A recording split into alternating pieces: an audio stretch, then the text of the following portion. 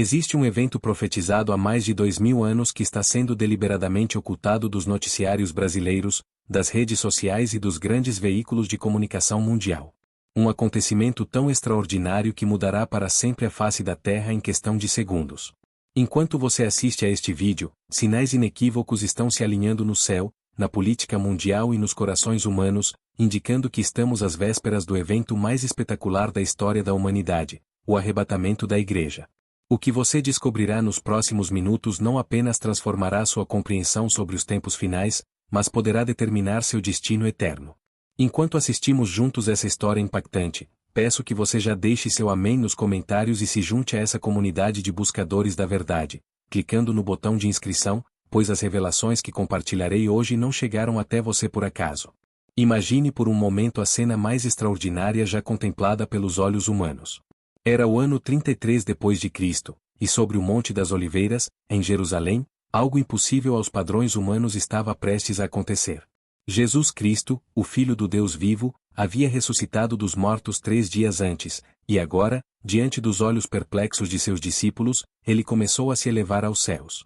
Lucas, o médico historiador, registrou este momento em Atos capítulo 1 versículos 9 a 11, e, quando dizia isto, vendo eles, foi elevado às alturas, e uma nuvem o recebeu, ocultando-o a seus olhos. E, estando com os olhos fitos no céu, enquanto ele subia, eis que junto dele se puseram 2 homens vestidos de branco, os quais lhes disseram: Homens galileus, por que estáis olhando para o céu?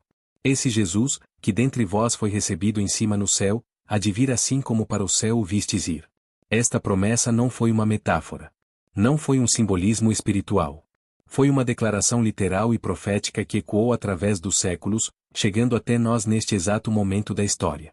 Mas aqui está o que a mídia secular jamais lhe contará. A segunda vinda de Cristo acontecerá em 2 fases distintas, e a primeira fase, o arrebatamento, pode ocorrer antes mesmo de você terminar de assistir a este vídeo. O apóstolo Paulo, escrevendo aos Tessalonicenses sob inspiração divina, revelou detalhes específicos sobre este evento em 1 aos Tessalonicenses capítulo 4 versículos 16 e 17, porque o mesmo Senhor descerá do céu com alarido, e com voz de arcanjo, e com a trombeta de Deus, e os que morreram em Cristo ressuscitarão primeiro. Depois nós, os que ficarmos vivos, seremos arrebatados juntamente com eles nas nuvens, a encontrar o Senhor nos ares, e assim estaremos sempre com o Senhor. Perceba a precisão cirúrgica desta revelação. Primeiro, os mortos em Cristo ressuscitarão, aqueles que partiram desta vida tendo Jesus como Salvador pessoal voltarão à vida com corpos glorificados.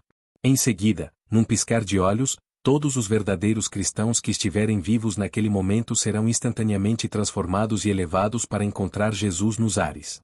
Paulo complementa essa revelação em 1 aos Coríntios capítulo 15 versículo 52, no momento, no abrir e fechar de olhos, ante a última trombeta, porque a trombeta soará, e os mortos ressuscitarão incorruptíveis, e nós seremos transformados. Mas por que esse evento está sendo sistematicamente ignorado pela grande mídia?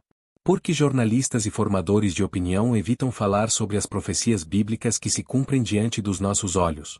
A resposta é simples e assustadora. Porque reconhecer a iminência do arrebatamento significaria admitir que existe uma realidade espiritual superior ao materialismo que domina nossa sociedade.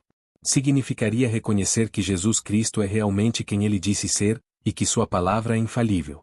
Observe os sinais que Jesus mesmo profetizou em Mateus capítulo 24. Ele disse que antes de sua vinda haveria guerras e rumores de guerras, e hoje presenciamos conflitos em diversas partes do mundo, incluindo a tensão crescente no Oriente Médio. Ele falou de terremotos em vários lugares, e os dados sísmicos mostram um aumento significativo na atividade tectônica global.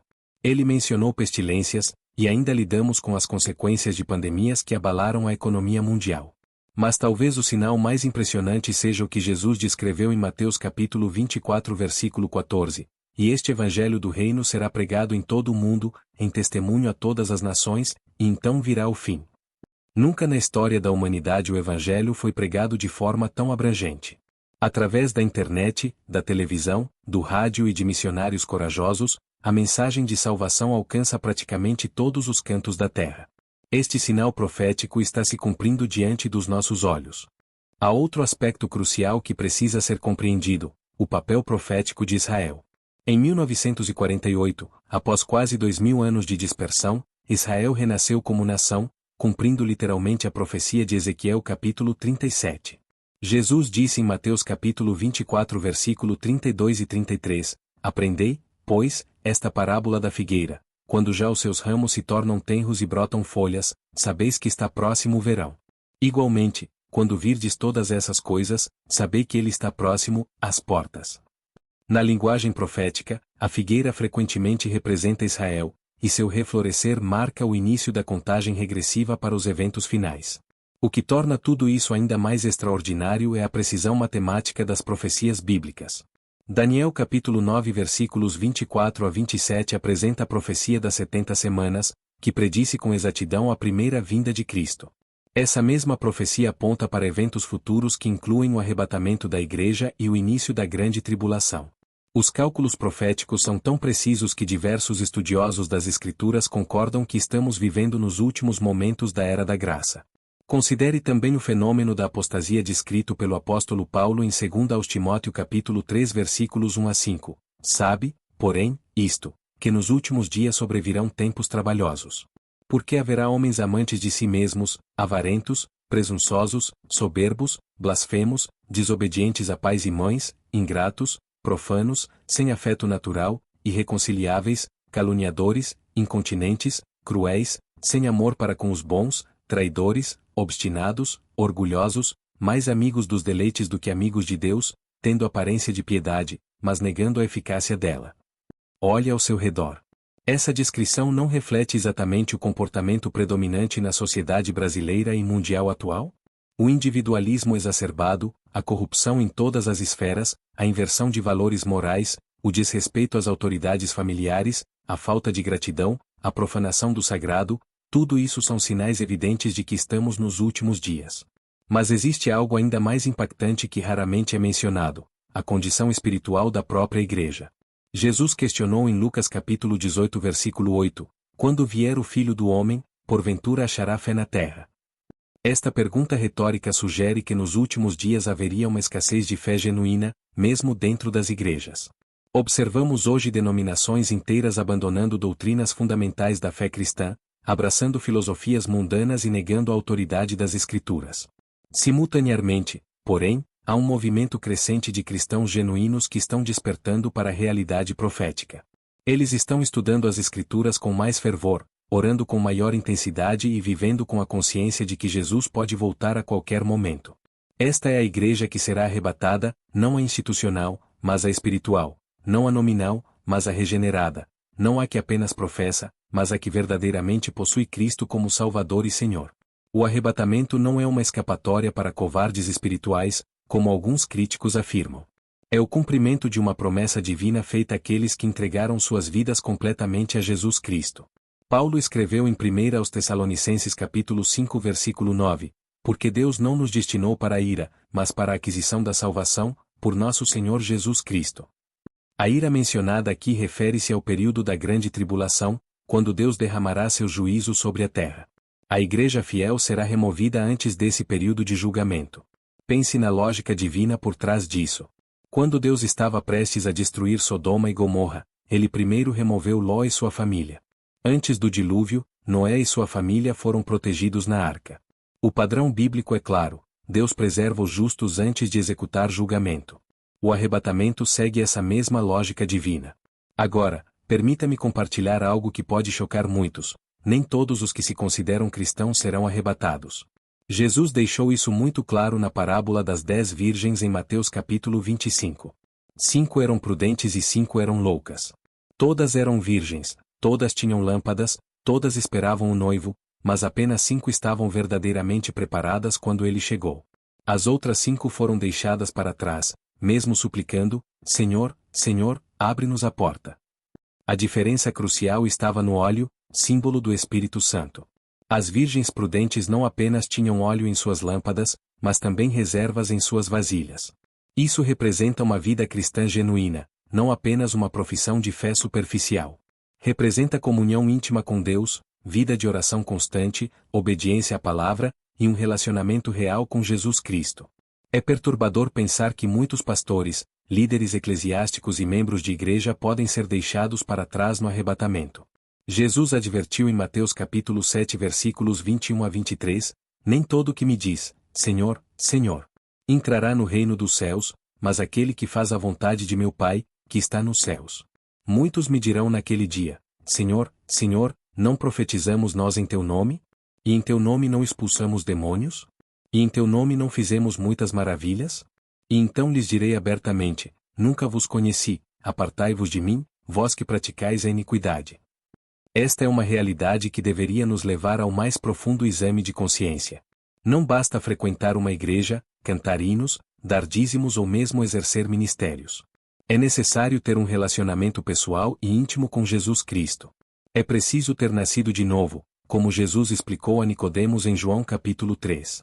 O mundo pós-arrebatamento será um lugar completamente diferente.